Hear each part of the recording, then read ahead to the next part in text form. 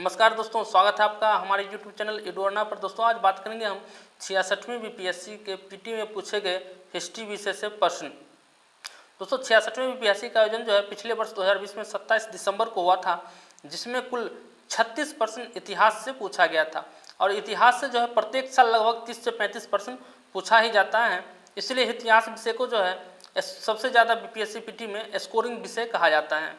तो इसको आपको कमांड में रखना होगा अपनी तैयारी को रखने के लिए। तो दोस्तों आज का वीडियो जो है हम उसी पर बना रहे हैं कि हिस्ट्री विषय में क्या क्या प्रश्न पूछा गया था 66वीं बीपीएससी में, उसको हम देखेंगे और उसका आंसर भी हम आपको बताते चले जाएंगे। जो प्रश्न ज़्यादा महत्वपूर्ण होगा उसका हम डिटेल से भी बताएंगे। तो चलिए शुरू करते हैं आज का वीडियो और देखते हैं सबसे पहला प्रश्न। सबसे पहला प्रश्न है आपका, प्राचीनकारी निम्न से किससे संबंधित है। प्राचीनकारी के दोस्तों और बात करें तो प्राचीनकारी जो है एक चित्रकला है जिसके अंतर्गत जो है पत्थरों को नक्काशी करके या उसको काट करके डिजाइन करके जो है रंगीन पत्थरों को दीवार पर चिपकाया जाता है, उसी को जो है प्राचीनकारी कहते हैं। तो दोस्तों प्राचीनकारी की अगर बात करें तो प्राचीनकारी जो है यह रोम में सबसे पहले इस चित्रकारी का शुरुआत हुआ था, जो कि धीरे धीरे 1600 ईस्वी में जो है मुगल दरबार में भी आ गया। और ये प्राचीनकारी चित्रकारी का सबसे अच्छा जो है प्रयोग वह ताजमहल में किया गया। तो उसका आंसर जो होगा प्राचीनकारी निम्न से किससे संबंधित है, तो यह जो है चित्रकारी से संबंधित है। और इसका ऑप्शन होगा दीवारों में अर्ध कीमती पत्थरों जड़कर फूलों की नक्काशी करना, यानी इसका ऑप्शन जो हो जाएगा आपका ए हो जाएगा। चलिए प्रश्न संख्या बी में देखते हैं। प्रश्न संख्या बी है, किस मुगल शासक ने चित्रकारी के लिए कारखानों का निर्माण कराया। इसमें आपका ए में है हुमायूं, बी में है अकबर, सी में है जहांगीर, डी में है शाहजहां और ई में है इनमें से कोई नहीं, इनमें से एक से अधिक। तो आपको इसमें से जो है ऑप्शन नंबर बी सिलेक्ट करना है, उसको आपको ऑप्शन में अकबर देना है। दोस्तों अकबर ने चित्रकारी के लिए जो है कारखाना बनवाया था और अकबर के समय में ही दीवार जो है भित्ति चित्रकारी का जो है वह प्रारंभ हुआ था।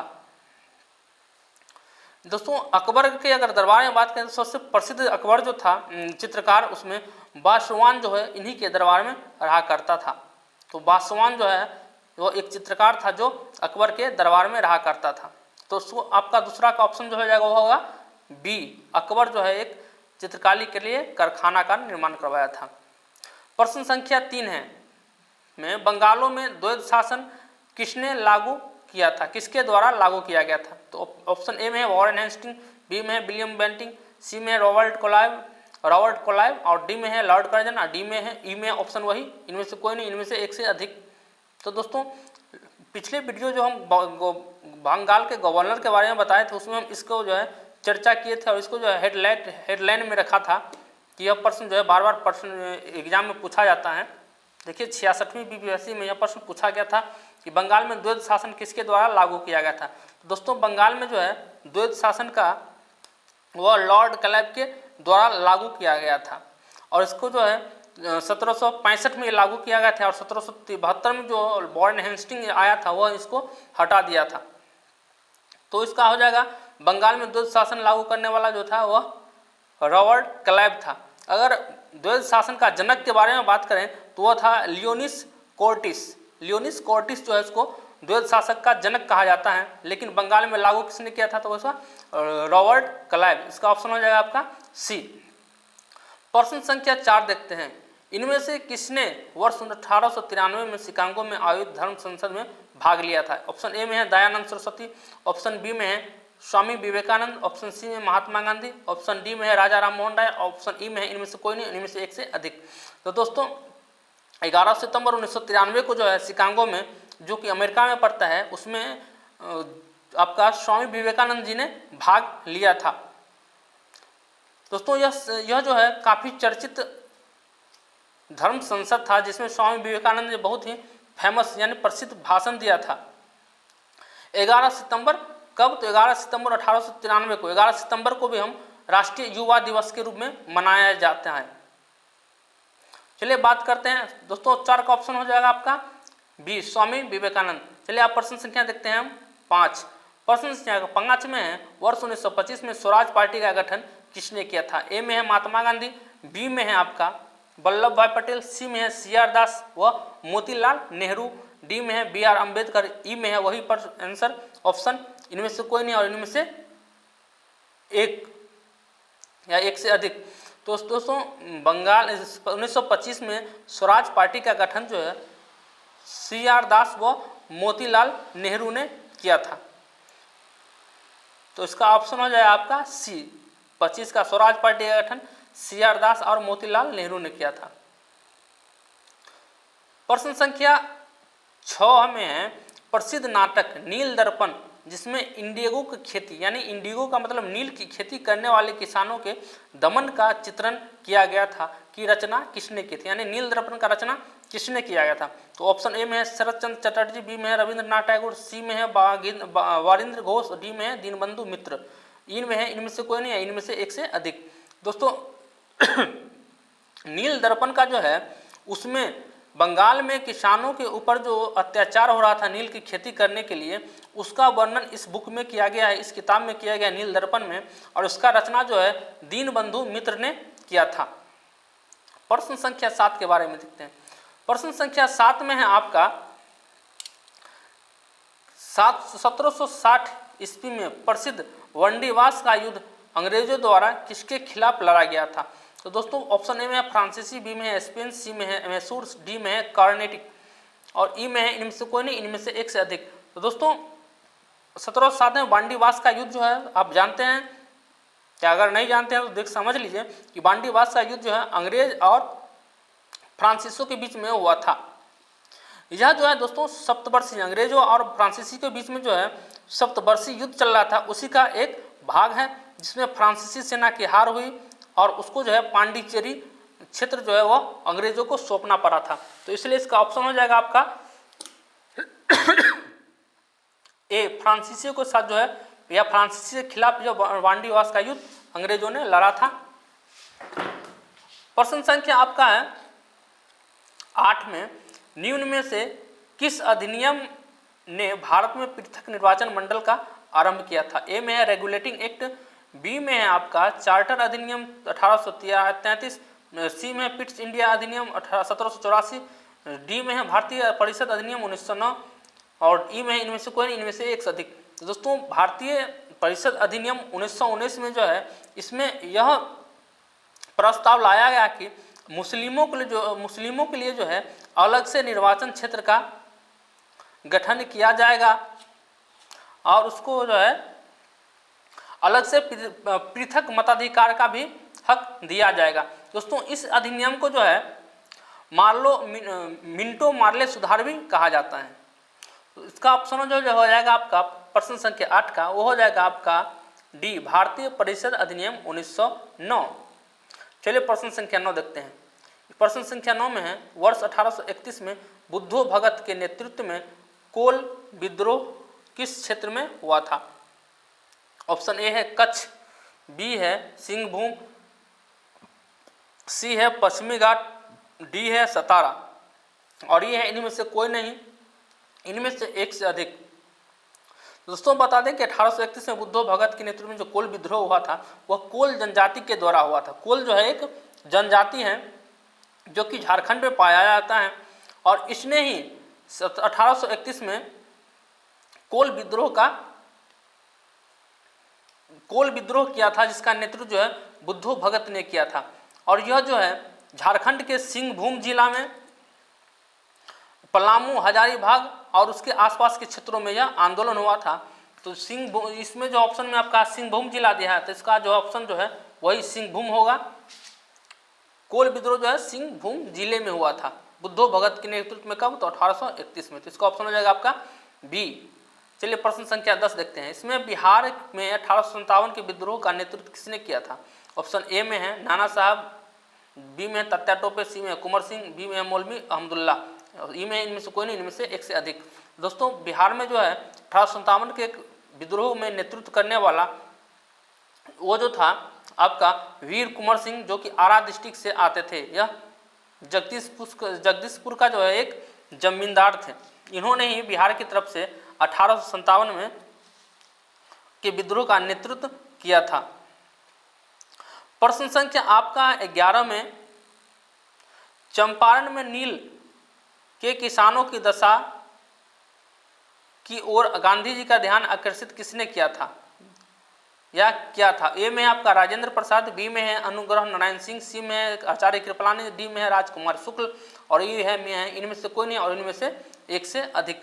तो दोस्तों चंपारण में जो नील किसानों की दशा था उस ओर ध्यान आकर्षित करने के लिए राजकुमार शुक्ल ने जो है पैदल ही लखनऊ का दौरा किया था और वहाँ पर जो है गांधी जी को नील किसानों को चंपारण में जो दशा था उसको बारे में बताया था। उसके बाद ही जो है गांधी जी जो है चंपारण में नील के किसानों के लिए सत्याग्रह किया था।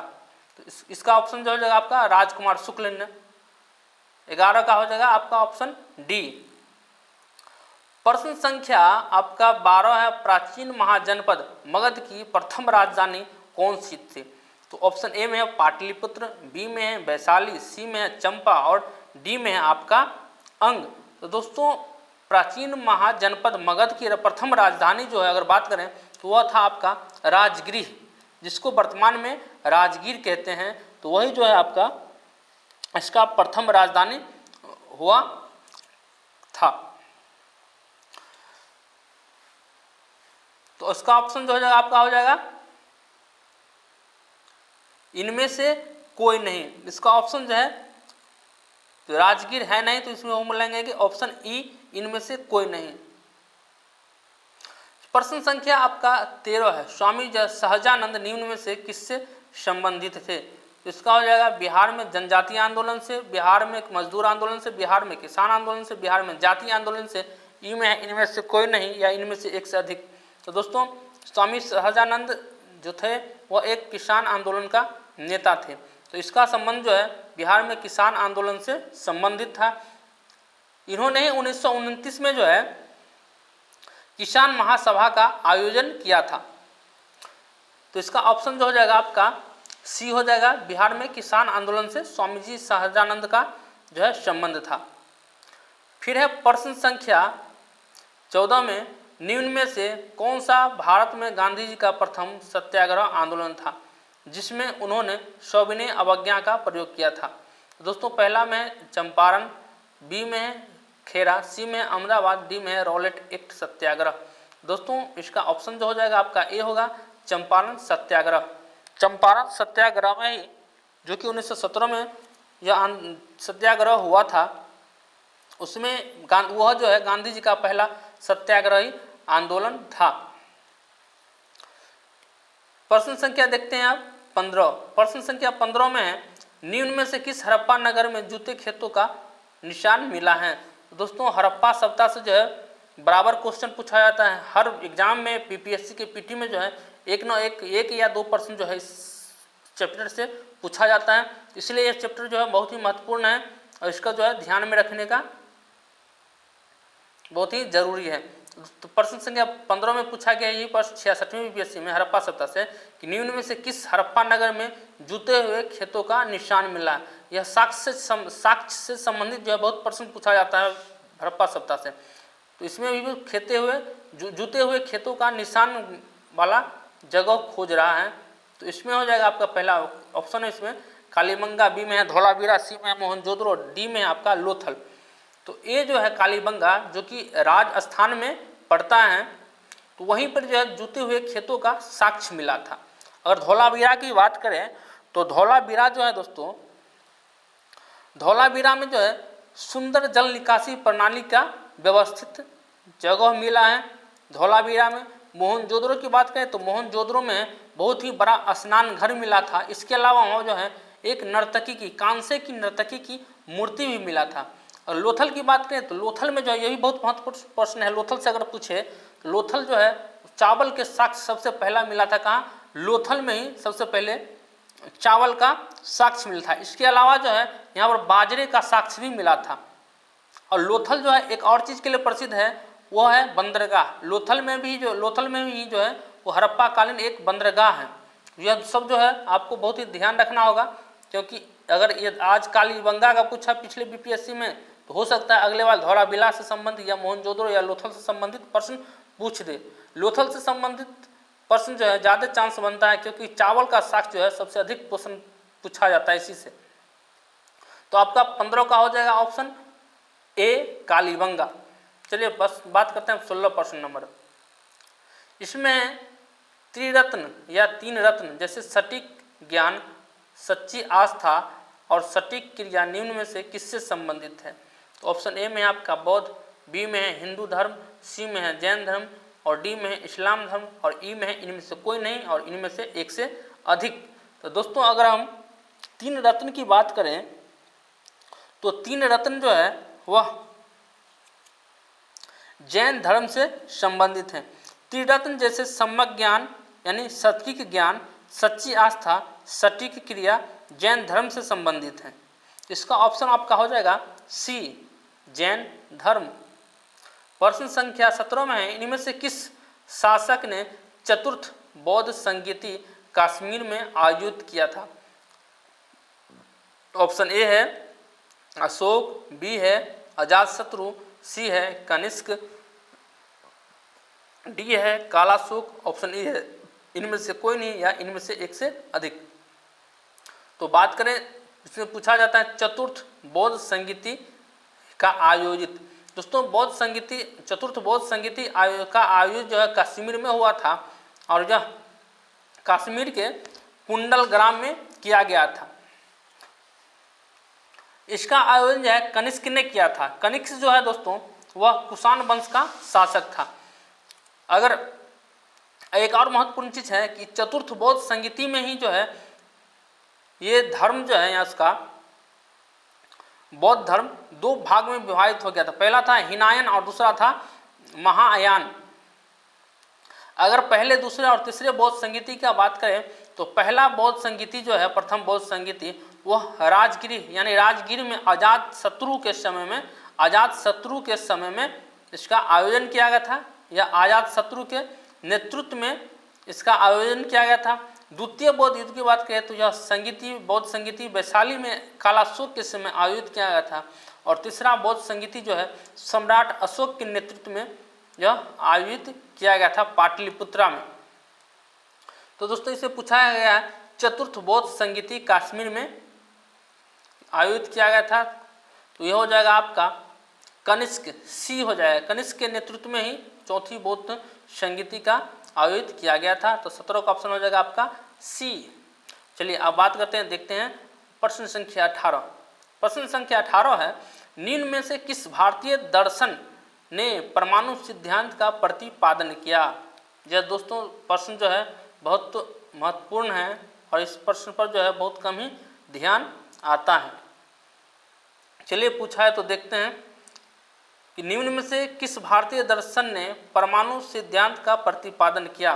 तो ऑप्शन ए में है योग, बी में है आपका न्याय, सी में है सांख्य, डी में है वैशेषिक और ई में है इनमें से कोई नहीं और इनमें से एक से अधिक। तो 18 में जो है इसमें वैश्विक भारतीय दर्शन ने परमाणु सिद्धांत का प्रतिपादन किया था। दोस्तों यहाँ जगह वैशेषिक भारतीय दर्शन ने जो है परमाणु सिद्धांत का प्रतिपादन किया था। तो इसका ऑप्शन जो है होगा आपका डी हो जाएगा। प्रश्न संख्या 19 है, किस दिल्ली सुल्तान ने रक्त एवं लौह की नीति अपनाई थी? बहुत ही फेवरेट, एग्जाम की दृष्टि से बहुत ही महत्वपूर्ण क्वेश्चन है। कोई भी एग्जाम हो, ग्रुप डी, ग्रुप सी, कुछ भी हो, यह प्रश्न जो है कहीं पर भी पूछ देता है, कई बार पूछा गया यह प्रश्न। दिल्ली सुल्तान ने रक्त एवं लौह की नीति अपनाई थी? तो ऑप्शन ए में इल्तुतमिश, बी में है बलबन, सी में है अलाउद्दीन खिलजी, डी में है मोहम्मद बिन तुगलक, ई में इनमें से कोई नहीं और इनमें से अधिक। तो दोस्तों बलबन जो है उसने और रक्त एवं लौह की नीति जो है अपनाई थी। बलबन 1265 से 1287 तक जो है दिल्ली का शासक रहा था। तो यह जो है ऑप्शन हो जाएगा 19 का बी बलबन। प्रश्न संख्या 20 है, कौन सा मध्यकालीन भारतीय साम्राज्य व्यापक स्तर पर स्थानीय स्वशासन के लिए प्रसिद्ध था? तो ऑप्शन ए में है आपका चालुक्य, बी में है चोल, सी में सोलंकी और डी में परमार और ई में इनमें से कोई नहीं, इनमें से एक से अधिक। दोस्तों स्थानीय स्वशासन के लिए जो स्थानीय स्वशासन के लिए जो प्रसिद्ध था वो था आपका चोल वंश। चोल वंश जो है स्थानीय स्वशासन के लिए प्रसिद्ध था। तो इसका ऑप्शन हो जाएगा आपका बी, चोल वंश। प्रश्न संख्या 20 है, जनजातीय और जिले से निम्न जोड़ों में से कौन सा जोड़ा सही नहीं है? तो ऑप्शन आपका ए में है संथाल बांका से, बी में मुंडा जुमई से, उरांव सुपौल से, खरवार भागलपुर से। तो प्रश्न क्या पूछा गया, ध्यान से फिर से देखिए, जनजाति और जिले निम्न जोड़ों में से कौन सा जोड़ा सही नहीं है? तो इसमें आपका पहला संथाल बांका नहीं, बी में मुंडा जुमई नहीं, सी में उरांव जो है सुपौल यह सही है, और ऑप्शन डी में है खरवार भागलपुर। तो दोस्तों इसमें जो है तीन जो ऑप्शन है उसका जोड़ा सही नहीं है। तो इसका ऑप्शन जो हो जाएगा इनमें से कोई नहीं होगा, यानी ई। इसका ऑप्शन देखिए, इसका ऑप्शन जो होगा आपका ई होगा। चलिए बात करते हैं अगली प्रश्न संख्या 22। प्रश्न संख्या 22 में है आपका 1632 ईस्वी में बिहार के पटना शहर में कौन सी कंपनी ने अपनी फैक्ट्री स्थापित की थी? तो इसका ऑप्शन है ए में British East India Company, B में है Dutch East India Company, C में है पुर्तगाली ईस्ट इंडिया कंपनी, डी में है फ्रेंच ईस्ट इंडिया कंपनी, या ई में इनमें से कोई नहीं, या इनमें से एक से अधिक। तो दोस्तों इस प्रश्न का जो हो जाएगा आपका हो जाएगा प्रश्न संख्या 22 का ऑप्शन जो है आपका होगा डच ईस्ट इंडिया कंपनी। दोस्तों 1632 ईस्वी में जो है बिहार के पटना शहर में डच ईस्ट इंडिया कंपनी ने अपनी पहली फैक्ट्री स्थापित की थी। बहुत सा बच्चा जो है इसमें कन्फ्यूजन कर जाता है और वह जो है ब्रिटिश ईस्ट इंडिया कंपनी इसको ऑप्शन दे देता है। तो दोस्तों बता दें आपको कि बिहार में पहला ब्रिटिश ईस्ट इंडिया कंपनी की फैक्ट्री जो है 1651 में जो है स्थापित हुआ था, लेकिन सबसे पहला जो है 1632 ईस्वी में वह डच ईस्ट इंडिया कंपनी ने जो है पटना में आयोजित किया था 1632 में, और अंग्रेज कब किया था? तो 1651 ईस्वी में पहला अपनी फैक्ट्री जो है बिहार में स्थापित किया था। इसका ऑप्शन जो आपका हो जाएगा B, Dutch East India Company ने पटना शहर में 1632 ईस्वी में एक कंपनी फैक्ट्री की स्थापना किया था। प्रश्न संख्या आइए 22 देखते हैं। इसमें है प्रसिद्ध गीत सरफरोश की तमन्ना अब हमारे दिल में है की रचयिता कौन है? रचयिता पूछा जाता है। यहाँ पर बहुत सारे बच्चों ने इसमें कन्फ्यूजन किया और लगा दिया राम प्रसाद बिस्मिल, जो कि यह बिल्कुल ही गलत ऑप्शन होगा आपका। इसमें पूछा गया है सरफरोशी की तमन्ना अब हमारे दिल में है की रचयिता कौन था? तो इसका ऑप्शन है ए में सूर्य सेन, बी में है चंद्रशेखर आजाद, सी में है आपका राम प्रसाद बिस्मिल, सी में आपका है सरदार भगत सिंह, और डी में है राम प्रसाद बिस्मिल, और ई में है इनमें से कोई नहीं। दोस्तों सरफरोश की तमन्ना अब हमारे दिल में है की रचयिता की अगर बात करें तो वह था बिस्मिल अजीमावादी। बिस्मिल अजीमावादी जो था इस लाइन का रचयिता या शायर था, लेकिन सबसे ज़्यादा जो प्रचलित राम प्रसाद बिस्मिल है। राम प्रसाद बिस्मिल इसने इसकी रचना नहीं की थी, बल्कि जो है 1727 ईस्वी में सूली पर चढ़ते वक्त राम प्रसाद बिस्मिल ने इसे गाया था। तब से यह जो है और प्रसिद्ध हो गया था। इसलिए बच्चों जो है यहाँ पर कंफ्यूज कर जाता है और राम प्रसाद बिस्मिल मार के जो है ऑप्शन आपका अपना गलत करवा बैठता है। तो इसका ऑप्शन जो हो जाएगा आपका इनमें से कोई नहीं है, इनमें से कोई नहीं, इसलिए इसका ऑप्शन ई हो जाएगा, यानी तो इसका ऑप्शन जो है ई हो जाएगा। तो एक बार आप फिर से सुनिए, सरफरोश की तमन्ना की अब हमारे दिल में है कि रचयिता जो है वह बिस्मिल अजीमा वादी ने किया था। बिस्मिल अजीमा वादी हैं इसका रचयिता। चलिए अब प्रश्न संख्या देखते हैं 24। इसमें है बंगाल विभाजन के प्रत्याघात के रूप में कौन सा आंदोलन शुरू हुआ था? पहला है ए में असहयोग आंदोलन, बी में सविनय अवज्ञा आंदोलन, बी में सी में जो है स्वदेशी आंदोलन और डी में है पूर्ण स्वराज आंदोलन। ई में इनमें से कोई नहीं और इनमें से एक से अधिक। सॉरी दोस्तों। तो दोस्तों बंगाल विभाजन के प्रत्याघात के रूप में जो है कौन सा आंदोलन शुरू हुआ था? तो वह आंदोलन है स्वदेशी आंदोलन। स्वदेशी आंदोलन का जो है वह शुरू हुआ था किसके लिए? तो बंगाल विभाजन के प्रत्याघात के या विश्वासघात के हैं उसके खिलाफ। तो ऑप्शन उसका हो जाएगा आपका सी स्वदेशी आंदोलन, जो कि 1905 में जो है शुरू हुआ था। अगर इस समय के वायसराय भी पूछा जाता है कि बंगाल विभाजन के समय वायसराय कौन था, तो इस समय जो था वो वायसराय वो था आपका लॉर्ड कर्जन। तो इसका ऑप्शन हो जाएगा आपका सी स्वदेशी आंदोलन। चलिए अब देखते हैं प्रश्न संख्या 25 पर। वीडियो ज़्यादा लंबा ना बने इसलिए झटाझट देखते हैं। 25 में प्रश्न संख्या 25 में इनमें से वर्ष 1945-46 में दिल्ली में हुए INA के मुकदमे के पक्ष में पेश हुए वकील थे। यानी कौन सा वकील जो है पेश हुआ था 1945-46 के दिल्ली में हुए NIA के मुकदमे में? तो ऑप्शन ए में है डॉक्टर राजेंद्र प्रसाद, बी में है भोला भाई देसाई, सी में है KM मुंशी, डी में है सरदार पटेल और ई में है इनमें से कोई नहीं, इनमें से एक से अधिक। तो दोस्तों इनमें जो है NIA के मुकदमे में जो है पक्ष में भारतीय वकील जो थे वो थे भोला भाई देसाई।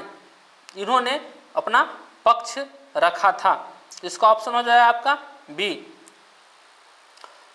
प्रश्न संख्या आपका है 26। मैडम कामा ने भारत के तिरंगे स्वतंत्रता ध्वज को कहाँ फहराया था? तो भारत के स्वतंत्रता ध्वज को जो मैडम कामा ने सबसे पहली बार फहराया था विदेश की धरती पर वो था स्टुअर्टगार्ड जर्मनी में इसने फहराया था। और यह जो था समय 22 अगस्त 1907 था। 22 अगस्त 1907 को जो है विदेश की धरती पर पहली महिला थी या पहली कहे भारतीय थी जो तिरंगा झंडा विदेश की धरती पर फहराया था। तो वह था कौन? मैडम कामा। इसका ऑप्शन हो जाएगा सी। उन्होंने स्टुअर्टगार्ड में फहराया था जो कि जर्मनी में पड़ता है। इसका ऑप्शन हो जाएगा आपको 26 का सी। चलिए 27 प्रश्न देखते हैं। निम्न में से कौन सी जोड़ी सही है? आपको इस सही को जोड़ी जो है आपको वो पूछ रहा है। इसमें पहला है विनोबा भावे द्वितीय सत्याग्रही, CR दास देशबंधु, विलियम्स बेडवर्न वर्ष 1907 में कांग्रेस के सभापति, श्यामाजी कृष्ण वर्मा पेरिस में इंडिया हाउस के संस्थापक। ई में है इनमें से कोई नहीं या इनमें से एक से अधिक। तो दोस्तों इसको जो हो जाएगा आपका प्रश्न संख्या बी CR दास। ये जो दोनों हैं सही जोड़ी हैं क्योंकि CR दास यानी चित्तरंजन दास को ही देशबंधु भी कहा जाता है। इसका उपनाम जो है देशबंधु भी हैं चित्तरंजन दास। तो इसका हो जाएगा ऑप्शन आपका बी। चलिए प्रश्न संख्या 28 देखते हैं। भारतीय राष्ट्रीय कांग्रेस द्वारा किस दिन को पूर्ण स्वराज दिवस के रूप में मनाया जाता है या किस दिन को पूर्ण स्वराज दिवस घोषित किया गया था? दोस्तों पहला ए में 26 जनवरी 1930, बी में 15 अगस्त 1947, सी 30 जनवरी 1948, डी 31 दिसंबर 1950, ई इनमें से कोई नहीं है, इनमें से एक से अधिक। तो इसका ऑप्शन जो हो जाएगा आपका 26 जनवरी 1930 को ही भारतीय राष्ट्रीय कांग्रेस ने पूर्ण स्वराज दिवस के रूप में मनाने का घोषणा किया था। इसका ऑप्शन हो जाएगा आपका ए। प्रश्न संख्या 28 में बिहार की स्थापना कब हुई थी? बिहार की स्थापना कब हुई थी? प्रश्न संख्या ए में वर्ष 1911, बी में 1912, प्रश्न ऑप्शन सी में 1913 और ऑप्शन डी में है आपका 1914 और ऑप्शन ई में है इनमें से कोई नहीं या इनमें से एक से अधिक। तो दोस्तों बता दें कि बिहार की स्थापना जो है वर्ष 1912 में की गई थी। इसकी घोषणा 12 दिसंबर 1911 को दिल्ली में आयोजित शाही दरबार में इंग्लैंड के सम्राट जॉर्ज पंचम द्वारा की गई थी। लेकिन इसमें बिहार और उड़ीसा के क्षेत्रों को बंगाल से पृथक कर नया प्रांत घोषित किया गया और इसको 22 मार्च 1912 को अलग प्रांत बनाने के बजाने के कारण इसका तिथि जो है 22 मार्च को बिहार की स्थापना दिवस के रूप में मनाया जाता है। इसका ऑप्शन जो हो जाएगा आपका हो जाएगा 1912। लेकिन बहुत से बच्चा यहाँ पर कंफ्यूज कर जाते हैं, वो 1911 लगा देते हैं, लेकिन 1911 में जो है इसका ये प्रस्ताव लाया गया था और अलग जो है 1912 में किया गया था। तो इसका ऑप्शन जो हो जाएगा 1912 हो जाएगा। अब है बिहार में तीनकठिया पद्धति में नील की खेती के लिए भूमि का कितना भाग अमानत रखा जाता था। दोस्तों नील की खेती के लिए जो तीनकठिया व्यवस्था था उसमें आपको कुल 1 बीघा में जो है 3 कट्ठा जो है आपको नील की खेती अनिवार्य रूप से करना पड़ता था।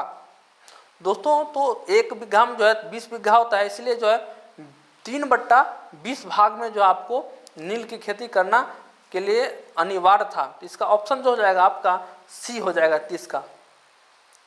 प्रश्न संख्या 31 है, बिहार के प्रथम मुख्यमंत्री कौन थे। तो ऑप्शन ए में है श्री कृष्ण सिंह, बी में सत्यपाल मलिक, सी में नीतीश कुमार, डी में राबड़ी देवी और ई में इनमें से कोई नहीं और इनमें से एक से अधिक। तो बिहार के प्रथम मुख्यमंत्री, ये बहुत ही जाना पहचाना क्वेश्चन है, उसका ऑप्शन हो जाएगा ए, श्री कृष्ण सिंह बिहार के प्रथम मुख्यमंत्री थे। फिर है बिहार में कांग्रेस का प्रथम अधिवेशन कहाँ रखा गया था। ये भी बहुत महत्वपूर्ण क्वेश्चन है, ये भी कई बार प्रश्न पूछा जाता है एग्जाम में, कोई भी एग्जाम हो। तो प्रश्न संख्या आपका बिहार में कांग्रेस का प्रथम अधिवेशन का आयोजन कहाँ किया गया था। तो दोस्तों बिहार में जो है प्रथम कांग्रेस का अधिवेशन वो पटना के बांकीपुर में रखा गया था। यह 1912 में आयोजित किया गया था। इसका ऑप्शन हो जाएगा पटना, ऑप्शन ए। प्रश्न संख्या आपका 33 है, जयप्रकाश नारायण को कौन सी उपाधि से दी गई है, यानी जयप्रकाश नारायण को निम्न में से कौन सी उपाधि दिया गया है। ए में है प्रज्ञा हितेक्षु, बी में है लोकनायक, सी में है लोकमान्य, डी में है राष्ट्रनायक और ई में इनमें से कोई नहीं है, इनमें से एक से अधिक। तो दोस्तों जयप्रकाश नारायण को जो है लोकनायक की उपाधि दिया गया है। आपका था प्रश्न संख्या 33। अब चलते हैं प्रश्न संख्या 34। निम्न में से किस कॉलेज में गांधी जी ने पढ़ाई की थी। ऑप्शन ए में है श्यामल दास कॉलेज भावनगर, बी में है धर्मेंद्र सिंह कॉलेज राजकोट, डी में है गुजरात कॉलेज अहमदाबाद, डी में है बहाउद्दीन कॉलेज जूनागढ़, ई में इनमें से कोई नहीं है, इनमें से एक से अधिक। तो दोस्तों निम्न में से जो है कॉलेज गांधी जी श्यामल दास कॉलेज भावनगर में पढ़ाई की थी। तो इसका ऑप्शन हो जाएगा आपका ए, श्यामल दास कॉलेज भावनगर। प्रश्न संख्या 35 है, इनमें से किसने 1857 के विद्रोह में सक्रिय भाग लिया था। 1857 के विद्रोह में जो है सक्रिय भाग किसने लिया था। ए में है आपका नाना साहब कानपुर, बेगम हजरत महल लखनऊ, मौलवी अहमदुल्ला फैजाबाद, बेगम जिन्नत महल दिल्ली या ऑप्शन ई इनमें से कोई नहीं। तो दोस्तों इसमें से जो है लगभग सभी ने जो है सक्रिय भाग जो है 1857 के विद्रोह में लिया था। तो इसलिए जो है इनमें से एक से अधिक हो जाएगा ऑप्शन।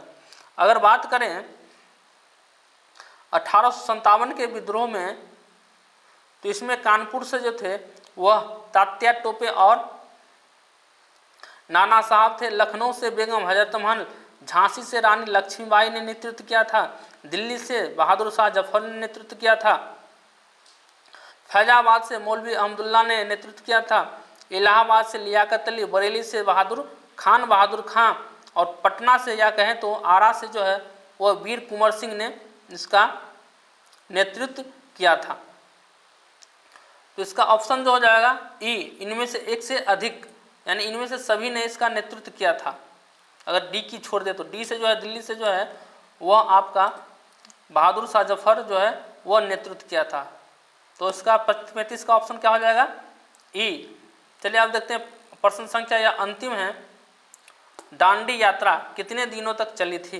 तो दोस्तों दांडी यात्रा जो है वह आपका 24 दिन चला था, लेकिन हम इसको ऑप्शन में देखें तो ए में है 10 दिन, बी में है 20 दिन, सी में है आपका 24 दिन, डी में है 30 दिन और ई में है इनमें से कोई नहीं है, इनमें से एक से अधिक। तो अगर दोस्तों दांडी यात्रा की बात करें तो दांडी यात्रा जो है दांडी यात्रा के तहत गांधी जी ने 12 मार्च 1930 को जो है अपने 78 अनुयायियों, ये भी प्रश्न पूछ देता है कि कितने अनुयायी जो है उसके साथ थे। तो 78 अनुयायियों के साथ जो है इसने साबरमती से दांडी तक जो है 375 किलोमीटर की यात्रा जो है यह पैदल ही पार करके जो है 6 अप्रैल 1930 को दांडी में नमक कानून का उल्लंघन किया था। यानी अंग्रेजों के द्वारा बनाया गया नमक कानून को जो उसका उन्होंने उल्लंघन किया था। और यह जो है यात्रा आपको फिर से बता दें 12 अगस्त 1930 से 78 अनुयायियों के साथ 375 किलोमीटर की दूरी तय करके 6 अप्रैल 1930 को दांडी तक इन्होंने यात्रा किया था। यानी कुल देखें तो 24 दिन इसमें लगे थे। तो इसका ऑप्शन हो जाएगा आपका सी, 24 दिन लगे थे दांडी यात्रा को पूरा करने में। दोस्तों इस तरह के वीडियो जो है हम बराबर लाते रहेंगे। अगर यह वीडियो आपको पसंद हो तो आप एक लाइक कर दें, क्योंकि वीडियो बनाने में बहुत मेहनत लगता है, टाइपिंग करने में बहुत समय लगता है, इसलिए एक आप सब्सक्राइब कर दें, लाइक कर दें, और अपने अगर अच्छा लगता है तो आप अपने दोस्तों को भी यह वीडियो शेयर करें, जिससे उसको भी यह हौसला मिलता रहे। तो आज की वीडियो हम यही ख़त्म करते हैं। तब तक के लिए नमस्कार। Thank for watching.